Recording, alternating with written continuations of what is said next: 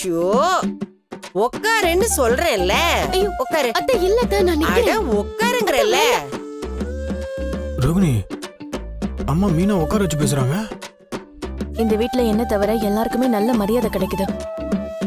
இரு, நான் இப்ப வரேன். டேய் டேய், என்னடா நடக்குதுங்க?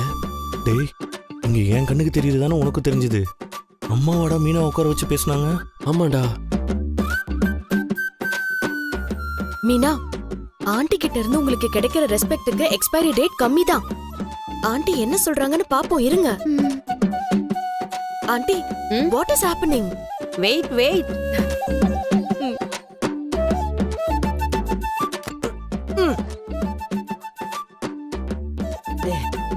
தங்கம்,